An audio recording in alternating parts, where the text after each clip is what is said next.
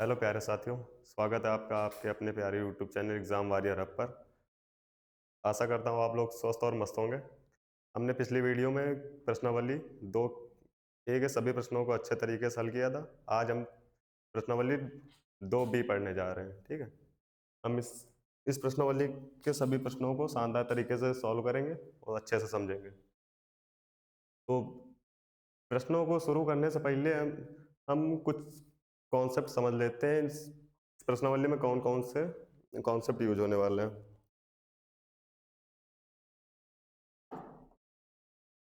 पहला आपका, ये कुछ प्रगुण है, पूर्ण संख्याओं के कुछ प्रगुण इसमें हम पढ़ लेते हैं।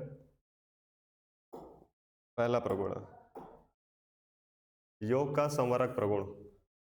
इसमें क्या होता है, जब हम दो पूर्ण संख्याओं को जोड़ते हैं तो उसका जो योगफल आता है, जब हम दो पूर्ण संख्याओं को, पूर्ण संख्या जैसे 2 और 3 लिया, ये हमारी क्या है, पूर्ण संख्या है ना। इन दोनों का योगफल 3 2 5 हुआ। ये योगफल जो आता है, अगर पूर्ण संख्या आती है तो इसमें हमारा योग का संवरक प्रगुण लागू होगा। 4 2 6 हुआ। हमारा ये भी पूर्ण संख्या है, ये भी पूर्ण संख्या है, और जो योगफल आया है ये भी हमारी पूर्ण संख्या है ना। तो इसमें भी हमारा योग का संवरक प्रगुण लागू होता है। 7 + 3 हुआ, 7 3 10 होता है। तो 7 क्या पूर्ण संख्या है हमारी, 3 भी पूर्ण संख्या है, और जो हमारा इसका योगफल आया है ये भी हमारी एक पूर्ण संख्या है। ठीक है, दूसरा देखते हैं योग का क्रम विनिमय प्रगुण। क्रम विनिमय का मतलब क्या होता है, क्रम बदलना। ठीक, जैसे हम कोई संख्याएं लेते हैं, 3 + 2 लिखा, ठीक है, इनका जो योगफल आएगा क्या आएगा, 3 2 5। यदि हम इनका क्रम बदल दें, 2 पहले लिख लें 3 बाद में लिख लें, 2 + 3, इसका योगफल कितना आएगा, 3 2 5 आएगा। तो संख्याएं तो हमारी क्या है, वही है ना, 3 इसमें भी था, 3 इसमें भी था, 2 2 था, इसमें भी 2 था, है ना। तो इसका मतलब क्या हुआ कि अगर क्रम बदलते हैं तो हमें क्रम बदलने पर योगफल में हमारा कोई अंतर नहीं होता है। ठीक, तो यदि दो पूर्ण संख्याओं का क्रम बदलने पर योगफल में कोई भी डिफरेंस नहीं मिलता है तो वहां पे योग का क्रम विनिमय प्रगुण लागू होता है।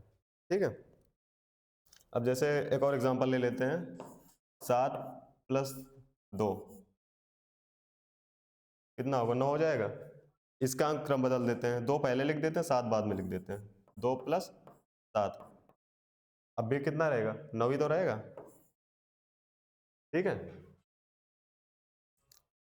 नेक्स्ट देखते हैं तीसरा प्रगुण क्या कहता है, योग का तत्समक अवयव। यहां अवयव से क्या मतलब है, कोई अंक या संख्या, ऐसा कोई अंक या ऐसी कोई संख्या जिसको किसी भी पूर्ण संख्या में जोड़ने पर उसमें कोई अंतर ना आए। जैसे हम ले रहे हैं 4, ले रहे हैं 4, हमारी एक पूर्ण संख्या है, इसमें हम क्या जोड़ दें कि हमारे जो योगफल आए वो 4 ही है। अगर इसमें हम 1 जोड़ रहे हैं तो 4 1 5 हो जाएगा। ठीक, इसमें हम 2 जोड़ दें, 4 2 6 हो जाएगा। इससे कम देखते हैं क्या बचता है, 0 बचता है, 0 देखते हैं, 4 + 0, 4 में अगर हम 0 जोड़ दें कितना आएगा, 4 ही तो आएगा, कोई अंतर हुआ नहीं हुआ। 7 + 0 लिखते हैं, 7 में अगर 0 जोड़ेंगे क्या आएगा, 7 ही तो आएगा, कुछ और थोड़ी आएगा, इसमें कोई डिफरेंस आएगा, नहीं आएगा। 9 + 0 9 ही आएगा। 15 + 0 कितना आएगा, 15 ही तो आएगा, है ना। 0 + 13 कर देते हैं, 0 में 13 जोड़ो, 13 ही आएगा। ठीक है, ये वाला समझ में आ गया। अब आगे देखते हैं चौथा नंबर, लास्ट प्रगुण अपना है योग का सहचर्य प्रगुण। एग्जाम्पल देखो इसका, हम 3 पूर्ण संख्याएं लेते हैं, 2 3 4, इसका हमें योगफल क्रम से ज्ञात करना है, इसी क्रम में ज्ञात करना है, हमें इसका योगफल इसी क्रम में ज्ञात करना है। पहले क्या करते हैं, पहले हम ये वाला, ये जो पहली और दूसरी संख्या इसको जोड़ लेते हैं। 3 2 5 हुआ। उसके बाद हमने इसमें 4 जोड़ दिया, कितना आया, 9 आया। ठीक है, अभी पहले हमने इसको इसको जोड़ा था ना, अब इसमें हम ये वाला जोड़ लेते हैं, 2 + 3 + 4। अब इसमें हम ये वाले संख्याएं लेते हैं, लास्ट वाली संख्या। 4 3 7 होगा, 7 2 कितना आएगा, 9 ही आएगा ना। इसमें कोई अंतर है, इसमें भी 9 आ रहा था, इसमें भी 9 आ रहा था, तो इसमें हमारा योग का साचार प्रगुण नियम लागू होगा। ठीक है, अब इसके इस प्रश्नावली के प्रश्नों की ओर चलते हैं।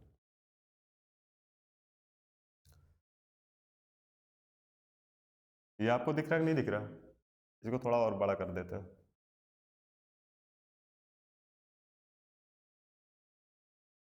अब दिख रहा होगा शायद। ठीक,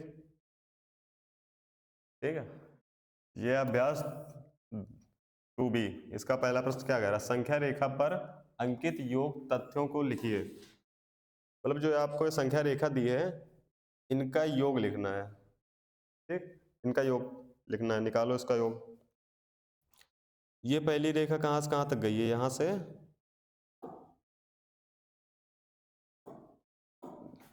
ये यहां से गई है यहां तक। अब यहां से यहां तक देखो कितना हुआ है, 1 2 3 4, यहाँ पे हमारा हुआ 4। अब अगली रेखा देखो कहाँ गई है, यहाँ से यहाँ तक। अब इनके बीच में कितना डिफरेंस है देखो, 1 2 3 4 5, इसी में जोड़ देते हैं, 9, सॉरी 5 आएगा यहाँ पे, 5 5 4 9। ठीक, ये बड़ी वाली संख्या देखो कहाँ जा रही है, यहाँ तक जा रही है ना। हम आपका आंसर क्या है, 9 ही आया है, और ये यहाँ से शुरू हुई थी, यहाँ पे खत्म हुई थी। इनके बीच में तो ये दोनों पार्ट कट कट करके हुए थे, कटे हुए थे, इनका दोनों का योग क्या आएगा, 9 ही तो आएगा। दूसरा देखते हैं, दूसरे में देखो, यहाँ से वाली रेखा गई है यहाँ पे, इनके बीच में देखो कितने पॉइंट है, 1 2 3 4 5, यहाँ पे हम लिख देते हैं 5। ये वाली रेखा देखो, यहाँ से यहाँ तक गई, इनके बीच में देखो कितनी संख्या है, 1 2 3 4 5 6, 5 + 6 कितना हुआ, 11। ठीक है, इसका आंसर 11 आएगा।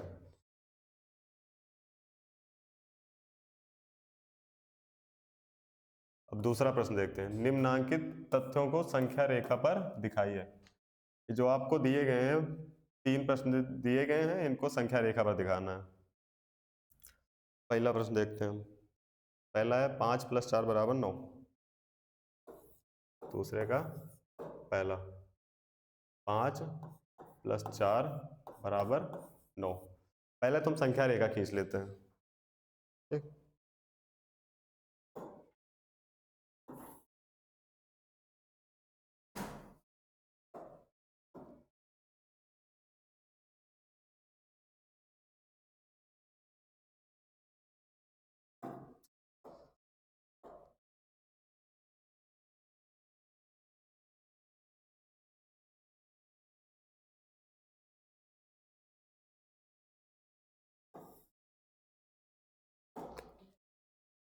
इस पे हम अंकों को लिख लेते हैं।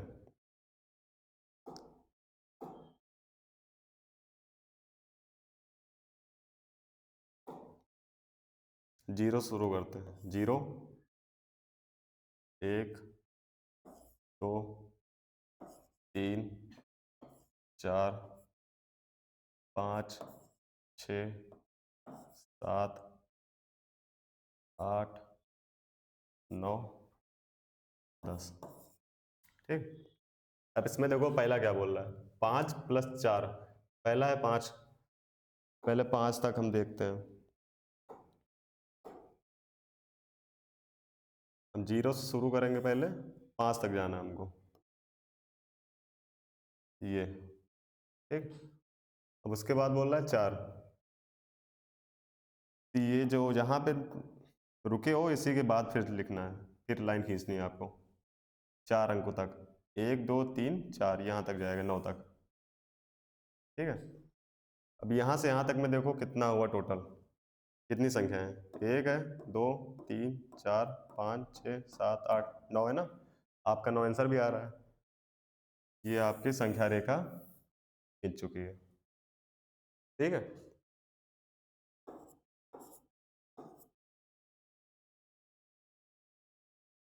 दूसरा क्या था, 0 + 5,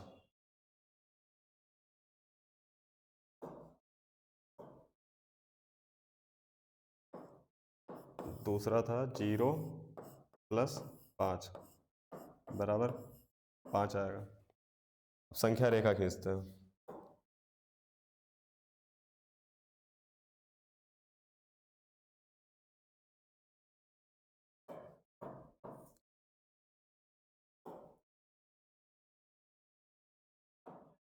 संख्या रेखा पे हमें 0 से प्रदर्शित करना होता है, ठीक। 0 1 2 3 4 5 6। अब पहले क्या बोल रहा है, 0, 0 से कोई मतलब ही नहीं है, ठीक। 0 तो यहीं रहेगा, इससे कोई मतलब नहीं है। इसके आगे देखते हैं 5 लिखा हुआ है, कहाँ तक जाएंगे हम, 1 2 3 4 5, ये 5 तक जाएंगे हम, ठीक है। ये संख्या रेखा आपकी ये भी हो गई, ये वाला दूसरा प्रश्न भी खत्म हो गया। तीसरा देखते हैं, 2 + 3 + 4, तीसरा प्रश्न है 2 + 3 + 4 बराबर 9। अब इसको देखते हैं, इसमें भी संख्या रेखा पहले खींच लेते हैं।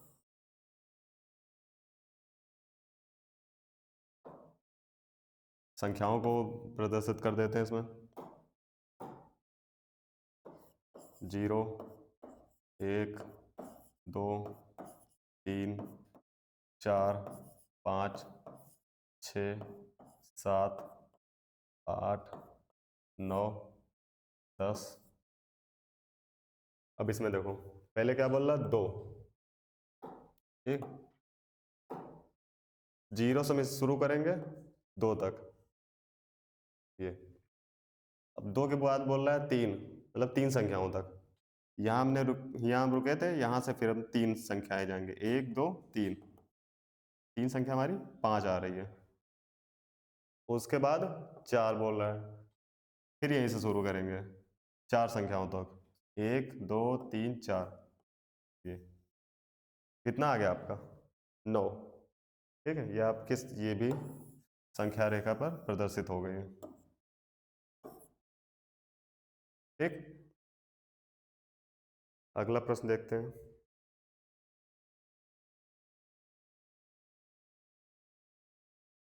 तीसरा नंबर है, निम्नांकित कथनों में रिक्त स्थानों की पूर्ति कीजिए। अब जो आपको एक खाली स्पेस दिया है, इनको भरना है। अभी हमने आपको पहले बताया था, स्टार्टिंग में कुछ हमने बताया था आपको, इसमें कौन सा नियम लागू होगा, 4 नियम आपको बताए थे हमने, उनमें से इसमें कौन सा नियम लागू होगा। आइए पहले देख लेते हैं क्या था, बताओ इसमें कौन सा नियम लागू होगा उसमें।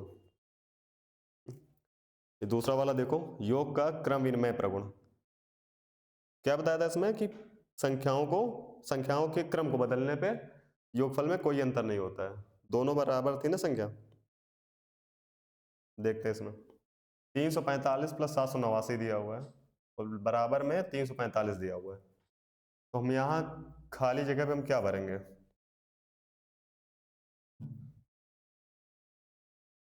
दोनों को बराबर दिया हुआ है ना, मतलब जितना ये हुआ उतना ही ये भी होगा। इसमें आपको 345 तक दिया है, इधर भी 345 दिया है, कौन सी संख्या नहीं दी हुई है इसमें, 789 नहीं दिया हुआ है ना, तो इसमें हम 789 लिख देंगे, ठीक है। 345 में 789 जोड़ने पे जितना आएगा उतना ही 789 में 345 जोड़ने में आएगा। ठीक है, दूसरा देखते हैं। दूसरा क्या है, 2889 प्लस 0। अभी आपने पढ़ा था योग का तत्समक अवयव, उस अवयव में कौन कौन सा अंक था? 0 था ना, शून्य था। जिसको किसी भी संख्या में जोड़ देते हैं तो जो हमारा योगफल होता है वही संख्या रहती है, उसमें कोई अंतर नहीं होता है। अब इसमें देखते हैं 2889 है, इसमें हम 0 को जोड़ देंगे तो क्या कुछ बदलेगा? कुछ नहीं होगा, इसमें यही वाली संख्या पूरी बच जाएगी। ठीक है, तीसरा प्रश्न देखते हैं। 234 प्लस 456 प्लस 789, इसमें कौन सा प्रगुण लागू हो रहा है? योग का सहचर प्रगुण लागू हो रहा है। इसमें क्या करें, पहली वाली संख्याओं को पहले जोड़ लिए, उस फिर बाद में लास्ट वाली संख्याओं को जोड़ लिए थे। देखो इधर, ये देखो, वही वहां पर भी हुआ ना, यही, ये देखो।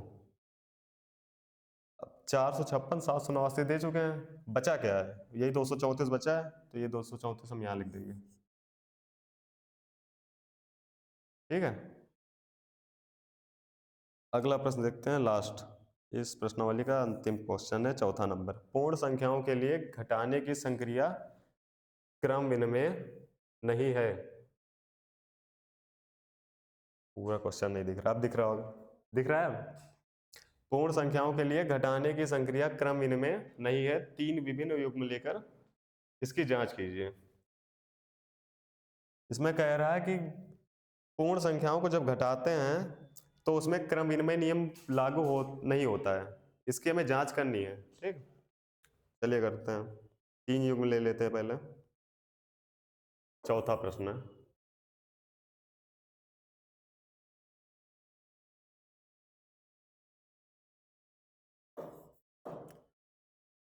पहला युग्म ले लेते हैं हम, और 3 प्लस 2। 3 और 2 हमारी पूर्ण संख्याएं हैं, माइनस करना था ना, 3 माइनस 2। अब इसका हम क्रम बदल देते हैं, 2 माइनस 3 कर देंगे। ठीक, पहला युग्म ये हो गया। दूसरा युग्म ले लेते हैं, 7 माइनस 4, 4 माइनस 7। उन्हीं संख्या को हमें क्रम बदल देना है, क्रम इनमें बोल रहा है तो क्रम बदलना है। 4 माइनस 3, 3 माइनस 4।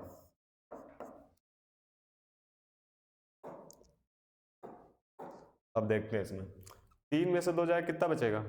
1 बचेगा।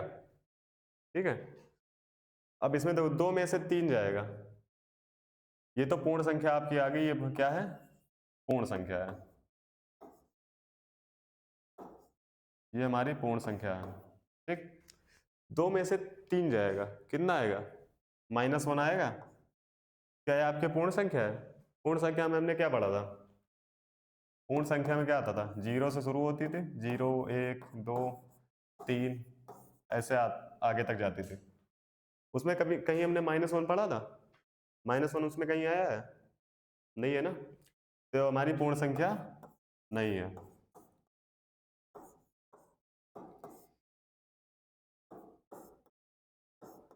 ये हमारी पूर्ण संख्या नहीं है। ठीक, क्रम विनिमय नियम आपने क्या पढ़ा था योग में? योग में था कि क्रम बदलने पर योगफल आपका वही रहता है। घटाने में क्या बोल रहा था? क्रम विनिमय नहीं है।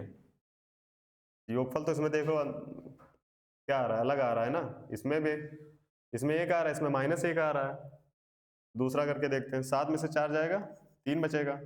4 में से 7 जाए कितना आएगा? -3 आएगा। दोनों बराबर हैं? नहीं है ना।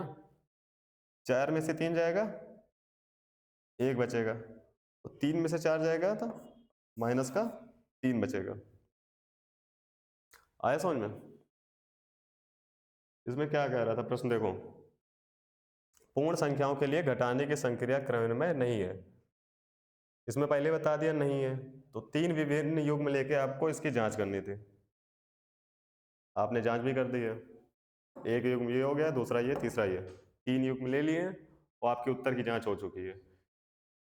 अगर ये आपका दोनों क्रम बदलने पर योग आपका बराबर आ जाता, तो जो आपका ये यहाँ वाक्य दिया हुआ है ये सेंटेंस गलत हो जाता फिर। ठीक, आपके सभी इस प्रश्नावली के सारे क्वेश्चन हो चुके हैं।